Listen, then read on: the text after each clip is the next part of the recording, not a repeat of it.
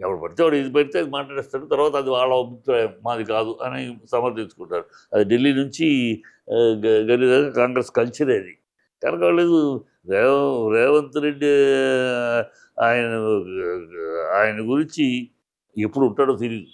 రేపు award function నాటికి ఆయన సీఎంగా ఉంటాడో, ఎవరు వస్తారో కూడా తెలీదు అనుకోండి. ఆ పరిస్థితి ఉంది ఇప్పుడు. ఢిల్లీలో ఆయనకి ఏదో అపాయింట్మెంట్ ఇవ్వట్లేదని, అందుకని మినిస్ట్రీ ఎక్స్పాన్స్, మంత్రివర్గ విస్తరణ అని ఒక పాయింట్ పెట్టుకుని, ఆ విస్తరణకి అధిష్టానం ఆమోదం కావాలి పెట్టుకుని, అట్లాగైనా వెళ్ళి కూర్చోవాలి రాహుల్ గాంధీతో అని ఏదో ట్రై చేస్తున్నారు. అతను ఎప్పుడు ఉంటాడో ఎప్పుడు పోతాడో తెలియదు. సో ఆ ఫంక్షన్ నాటికి, రేపు ఆ ఫంక్షన్ నాటికి ఉంటాడు తెలియదు. రేపు 14 నుంచి అంటున్నారు. ఓకే, 14 నుంచి అవి కూడా రావాలి కదా. 14 నుంచి ఇప్పటిదాకా 2014 నుంచి ఇప్పుడు చూద్దాం. మంచిదే, సంతోషం. ఇప్పుడు ఇలాంటికైనా చేస్తే ఆ విషయం సంతోషం.